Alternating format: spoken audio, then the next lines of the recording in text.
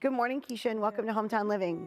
How are you? I'm good. How are you doing? How are you feeling? A lot better. Good. I missed you. I missed you too. Oh my gosh. I know. I didn't have my weekly session, so I was feeling it. So I love that you want to bring this up as a topic because I've always said I feel I love the connections that the social media gives us. Right. But I also think that people compare their everyday life to the Kodak moments that other people put on social media. Absolutely. Our thoughts are consumptions of everything that we've encountered. Okay, say that again. Our thoughts are consumptions of everything we've encountered. Okay. So a lot of times we are consumed with false thoughts. Yes, because of what you're seeing on social media. And it consumes our minds so much that it becomes stressful because now I'm trying to be like Tina over here, and I'm trying to be like Bob, and I'm trying to do this because this is what's the trend on social media. And it just consumes us, and so much that it begins to affect our mental health. But what if it's not even that we're trying to be like them, but that I look at my life as lesser than, right? Because I don't have what they have. Right. Like, talk to me about that. Right. So, I mean, I guess we're going to talk about some of the negative impacts. Yeah, first. Then we can talk about the positive. But I was going to start with positive, but it's all right. Let's leave them with the positive. All right. So some of the negative impacts is the comparison and how it affects your self-esteem, which is what you're talking about. A lot of that. So we have the ideologies of images and lifestyles, which makes unhealthy comparisons, Kim. Unhealthy.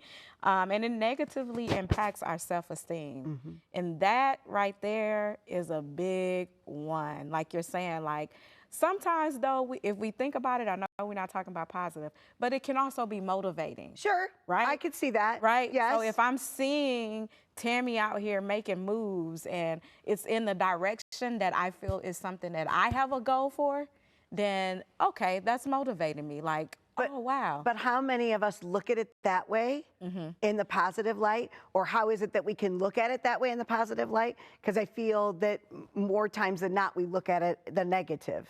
Right, because I think that sometimes we are comparing the lives of people that don't align with what we have already thought our lives should be like, or what we presented as goals for our lives. Yes. People typically are never satisfied with what they need to be satisfied with. We always want more. Correct. And that's okay to want more and to have goals and dreams and visions, but operate within the realms of what you were purposed for. Because you're purposed for something, I'm purposed for something. Yes. And if we focus on that and we're seeing things that's making us motivated to get to that, then it won't be so stressful. Correct. That makes sense. Right. It's when we jump into somebody else's lane where it becomes stressful because I'm doing things that it ain't meant for me to do. That's right. Right. That's right. And I, they talk about what areas of genius, right? Things that you're really good at. And just because they're good at something doesn't mean I'm going to be good at that. Exactly. I couldn't do your job. Right. Nor do I with people like me, I wouldn't want to do your job. Okay.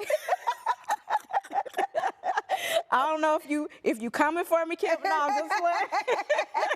But no, I totally understand what you're saying. I don't have the heart to do what you do. Yeah. And so I'm grateful that there are people that are out there. So how can we change that, right? What are the positives? Right. And how can we shift that so that we're looking at the social media as a positive so it's not detrimental to us? I remember, and I know you do, everybody remember when COVID hit. Yes. We had no social interaction.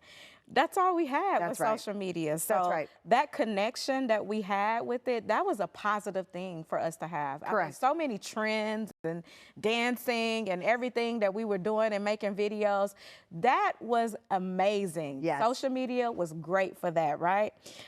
It also provides that platform for things like this, mental health awareness. Right.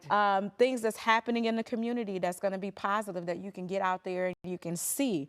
Also, my favorite, it's a great place for self-expression. Yes, I agree. I love that I can express myself through social media and people really get to see me. I don't use it to express something fake and false. I use it to express who I really am.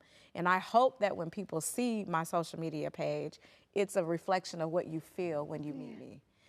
I love that. So yeah, I those love are that. some positive Well, things. and because part of it, I think the successful for you is that it's authentic you. Yeah. Where I think that some people may not be authentic, Right. but you're using it for the positive, for the good, to be your authentic self. Right, and that's the key, being authentic. I love that. Because sometimes a lot of the things that you're actually looking at and other people and wanting is not really authentic. Right. And if we would keep that in mind, that would change the way that we're looking at things as well. Exactly, shift your thoughts. That's right, shift your thoughts. Wonderful. All right, that's your takeaway today. Shift your thoughts. Perfect. Thank you so much. No problem. This was wonderful. Thanks. If you're wanting to book an appointment with Kecia, you can find her on psychologytoday.com or on her Facebook at KB Helping.